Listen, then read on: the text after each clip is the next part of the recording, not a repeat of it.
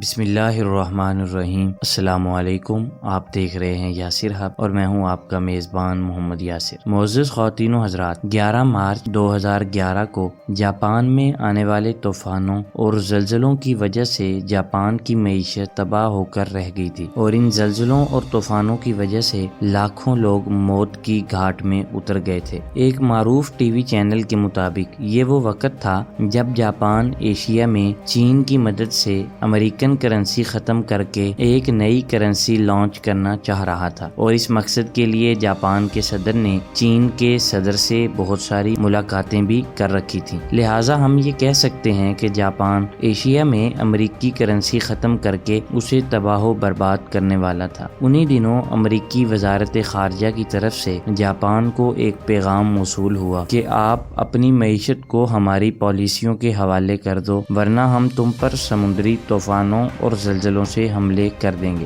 Japan نے امریکہ کی یہ دھمکی دیوانے کی بڑھ سمجھ کر نظر انداز کر دی، کیونکہ جاپانی لوگ یہ جانتے تھے کہ کس طرح کوئی کسی پر سمندری طوفان یا زلزلے بھیج سکتا ہے، کیونکہ یہ سب قدرتی نظام ہے جسے کوئی انسان کنٹرول نہیں کر سکتا۔ مگر 11 مارچ 2011 کو دنیا نے دیکھا کہ سمندر کی لہریں اور زلزلوں کے جھٹکے جاپان پر بارش کے قطروں کی طرح ٹوٹ پڑے، جنہوں نے جاپانی معیشت کو تباہ و برباد کر کے رکھ دیا۔ دوستو، یہاں سوال یہ پیدا ہوتا ہے کہ ایسا کیسے ممکن ہوا؟ کیا واقعی انسان سمندری طوفانوں اور زلزلوں کو کنٹرول کر سکتا ہے؟ اگر اس کا جواب ہاں ہے تو یہ کیسے ہو سکتا ہے؟ آج کی ویڈیو میں ہم اسی پر بات کرنے والے ہیں۔ معزز دوستو، امریکی ریاست الاسکا کے 200 میل کے فاصلہ پر روکانا نامی جگہ پر آج سے 30 سال قبل دنیا کا سب سے بڑا ریڈیو سسٹم لگایا گیا تھا۔ یہ دنیا کا واحد پراسرار ریڈیو اسٹیشن تھا جسے 1993 میں پروگرام نشر کرنے کے لیے نہیں بلکہ خالق کائنات اللہ تعالیٰ کے مقابلہ کے لیے بنایا گیا ہے۔ جی ہاں، اس کے ذریعے وہ لوگ موسموں کو کنٹرول کرتے ہیں، اور اس پروجیکٹ کو ہارپ ٹیکنالوجی کا نام دیا جاتا ہے، جس کا مطلب ہے high frequency active auroral research program. یہ program U S air force, U S navy اور یونیورسٹی آف الاسکا کے تعاون سے لانچ کیا گیا تھا۔ یہاں 180 بڑے بڑے انٹینے لگائے گئے ہیں، اور ہر انٹینا 72 فٹ اونچا ہے۔ یہ انٹینے فضا میں ٹنوں کے حساب سے ELF انرجی بھیجتے ہیں۔ دوستو، ہارپ کے ذریعے 36 million what high frequency energy کو فضا میں بھیجا جاتا ہے۔ وہ انرجی فضا میں ایونوسفیئر نامی تہ کو کنٹرول کرتی ہے۔ معزز ناظرین، ہم آپ کو بتاتے چلیں کہ ہماری زمین سے 80,000 کلومیٹر کی بلندی پر ایک قدرتی تہ ہے جسے ایونوسفیئر کہا جاتا ہے، جو ہماری زمین کے موسم کو کنٹرول کرتی ہے۔ اگر اس تہ میں کوئی تغیرات یا گڑبڑ کر دی جائے تو زمین پر موسمی شدت میں